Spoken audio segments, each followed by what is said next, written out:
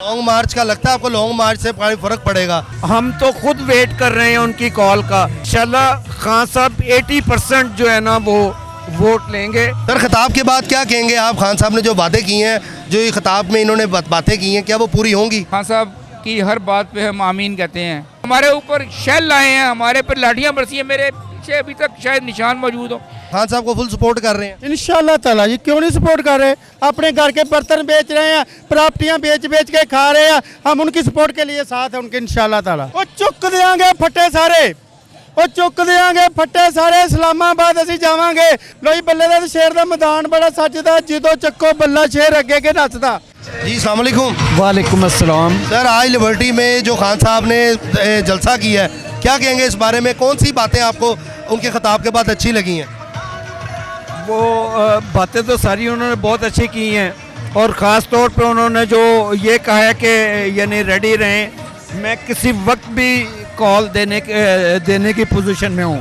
तो हम तो खुद वेट कर रहे हैं उनकी कॉल का। सबसे अच्छी बात यह है कि वो कॉल देने वाले हैं बहुत जल्दी और हम बिल्कुल रेडी बैठे हुए हैं और यानी जैसे ही वो कॉल दें और हम निकलेंगे इंशाल्लाह। निकलेंगे आप? आपको लगता है खान साहब की हुकूमत कब तक आ जाएगी? कोई बता सकते हैं? आपको क्या लगता है? आपका दिल क्या कहता है? ये देखें, मैं असल में अगर आप हकायक की तरफ जाएं तो फ्लड ने जो है ना वो बहुत बुरा असर किया हुआ है।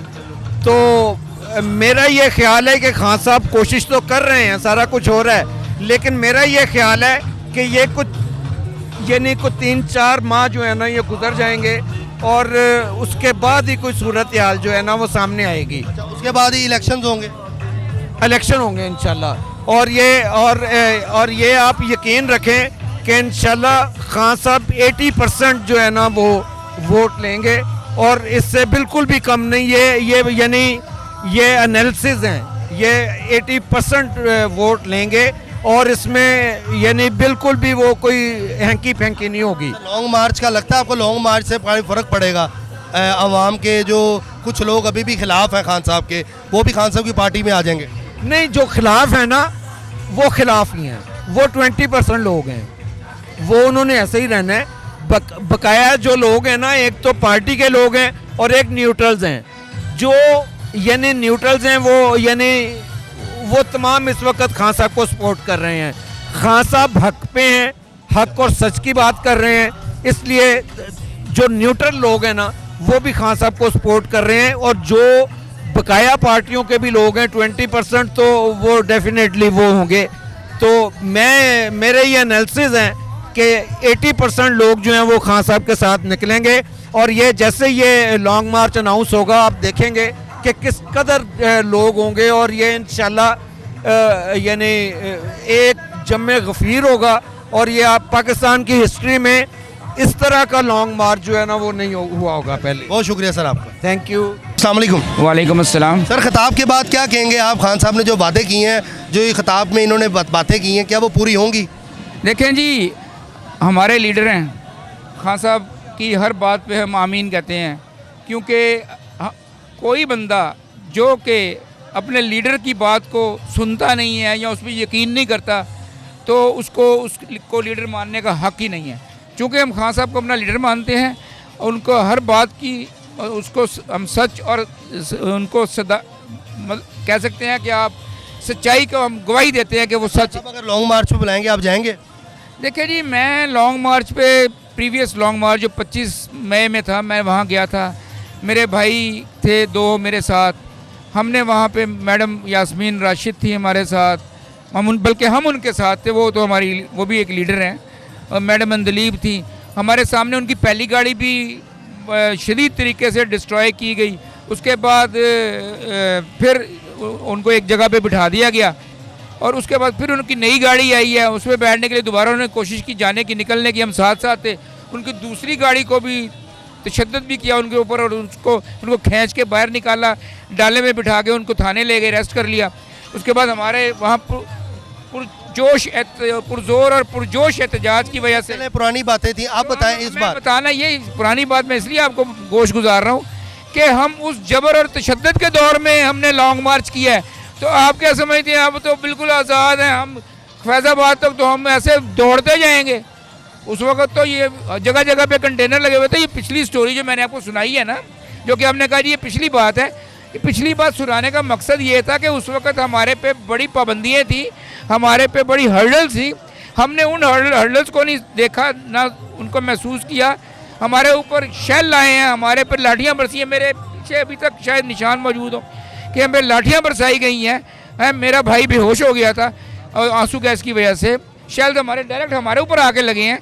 तो जब हम उस वक्त हम जो है ना हमारे हौसले पस्त नहीं हुए, तो अभी तो हम बिल्कुल फ्री एंड फाइनल पहुंच जाएंगे इंशाल्लाह। और वहाँ जाके वो जो अपना राना सनाउल्लाह साहब माशाल्लाह उसको हम बताएंगे।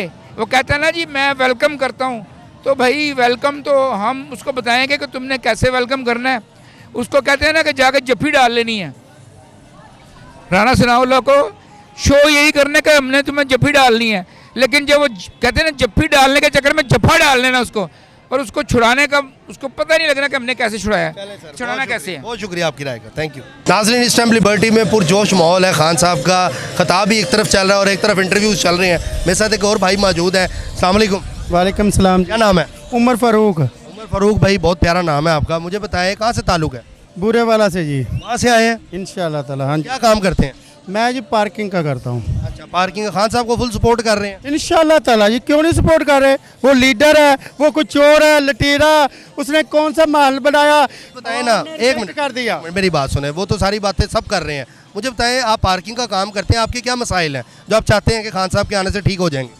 हमारे मसाइल तो जो भी हैं, हम गरीब अवाम जिनको रोटी खाने के लिए नहीं मिलती, जिनको बत्ती के बिल इतने इतने आते हैं, जो पेट्रोल महंगा डलवा के अपने बच्चों को रोटी नहीं खिला सकते, मकान का किराया नहीं दे सकते, घर के अखराजात पूरे नहीं कर सकते, शादी पे नहीं जा सकते, अपने जेबर बेच रहे हैं, अपने घर के बर्तन बेच रहे हैं, प्रॉपर्टियाँ बेच बेच के खा रहे हैं। हम उनकी सपोर्ट के लिए साथ हैं उनके इंशाल्लाह ताला। आपने तो रट्टा लगाया हुआ पूरा ट ट ट ट ट ट। आप शायर तो नहीं है? हाँ जी, अल्हम्दुलिल्लाह। शायर भी है? वाह। चले कोई शेर हो जाए फिर। ਉਹ ਚੁੱਕ ਦਿਆਂਗੇ ਫੱਟੇ ਸਾਰੇ, ਉਹ ਚੁੱਕ ਦਿਆਂਗੇ ਫੱਟੇ ਸਾਰੇ, ਇਸਲਾਮਾਬਾਦ ਅਸੀਂ ਜਾਵਾਂਗੇ। ਰੋਕਣ ਦੀ ਜੇ ਕੋਸ਼ਿਸ਼ ਕੀਤੀ, ਜੁੱਤੀਆਂ ਚੌਕ 'ਚ ਮਾਰਾਂਗੇ। ਨਹੀਂ ਛੱਡਣਾ ਕੋਈ ਚੋਰ ਲਟੇਰਾ, ਅਸੀਂ ਸਭ ਨੂੰ ਲੰਮਿਆਂ ਪਾਵਾਂਗੇ। ਖਾਣੇ ਸਾਨੂੰ ਜਾਨ ਤੋਂ ਪਿਆਰਾ, ਤਖਤ ਤੇ ਖਾਣ ਨੂੰ ਬਾਵਾਂਗੇ। ਚੁੱਕ ਦਿਆਂਗੇ ਫੱਟੇ ਸਾਰੇ ਤੇ ਚੌਕ 'ਚ ਜੁੱਤੀਆਂ ਮਾਰਾਂਗੇ। और इसके अलावा ਉਹ ਬੱਲੇ ਦਾ ਤੇ ਸ਼ੇਰ ਦਾ ਮੈਦਾਨ ਬੜਾ ਸੱਜਦਾ। ਲੋਈ ਬੱਲੇ ਦਾ ਤੇ ਸ਼ੇਰ ਦਾ ਮੈਦਾਨ ਬੜਾ ਸੱਜਦਾ, ਜਦੋਂ ਚੱਕੋ ਬੱਲਾ ਸ਼ੇਰ ਅੱਗੇ ਕੇ ਨੱਚਦਾ। ਉਹ ਸ਼ੇਰ ਤੇ ਸ਼ਰਾਬੀਆਂ ਨੂੰ ਰੋਣਾ ਜਿਹਾ ਪੈ ਗਿਆ, ਚੋਰ ਤੇ ਲਟੇਰਿਆਂ ਨੂੰ ਰੋਣਾ ਜਿਹਾ ਪੈ ਗਿਆ, ਪੂਰੇ ਹੀ ਪੰਜਾਬ ਵਿੱਚੋਂ ਬੱਲਾ ਵੋਟ ਲੈ ਗਿਆ। इसके अलावा भी और भी है कि ये है? और सुना दें एक और। और ਉਹ ਸਵੇਰ ਸ਼ੇਰ ਲੁੱਟਦਾ ਤੇ ਸ਼ਾਮੀ ਸ਼ੇਰ ਲੁੱਟਦਾ। ਉਹ ਸਵੇਰ ਸ਼ੇਰ ਲੁੱਟਦਾ ਤੇ ਸ਼ਾਮੀ ਸ਼ੇਰ ਲੁੱਟਦਾ। ਬੋ ਵਾਲਾ ਸ਼ੇਰ ਯਾਰੋ ਦਿਨ ਰਾਤੀ ਲੁੱਟਦਾ। ਮੇਰੀ ਗੱਲ ਮੰਨੋ, ਇੱਕ ਪਿੰਜਰਾ ਬਣਾ ਦਿਓ। ਮੇਰੀ ਗੱਲ ਮੰਨੋ, ਇੱਕ ਪਿੰਜਰਾ ਬਣਾ ਦਿਓ। ਬੋ ਵਾਲਾ ਸ਼ੇਰ ਯਾਰੋ ਪਿੰਜਰੇ 'ਚ ਪਾ ਦਿਓ। ਸ਼ਹਿਰ 'ਚ ਨਹੀਂ ਚੰਗਾ ਸ਼ੇਰ ਜੰਗਲ ਪਹੁੰਚਾ ਦਿਓ। ਉਹ ਸ਼ਹਿਰ 'ਚ ਨਹੀਂ ਚੰਗਾ ਸ਼ੇਰ ਜੰਗਲ ਪਹੁੰਚਾ ਦਿਓ। ਡੂੰਗਾ ਜਿਹਾ ਟੋਇਆ ਕੱਢ ਸ਼ੇਰ ਤੋਂ ਬਣਾ ਦਿਓ। ਮੇਰੀ ਗੱਲ ਮੰਨੋ, ਇੱਕ ਪਿੰਜਰਾ ਬਣਾ ਦਿਓ। ਬੋ ਵਾਲਾ ਸ਼ੇਰ ਯਾਰੋ ਪਿੰਜਰੇ 'ਚ ਪਾ ਦਿਓ। ਉਹ ਆਟਾ चीनी तेल लून सब शेर खा गया। वाह जी वाह। देखें नाज़िम में उमर फारूक साहब मौजूद थे जो शेर व शायरी इन्होंने लिखी हुई है। इनके अंदाज से पता लग गया था कि ये शायर है। तो आप देख रहे हैं कि इस टाइम जो हल्ला गुल्ला लिबर्टी में चल रहा है, अवाम पुरजोश है। देखते हैं आगे जाके क्या होता है। अपने मेज़बान फलक शेख होते हैं, इजाज़त मिलते हैं अगली वीडियो में। अल्लाह हाफ़िज़।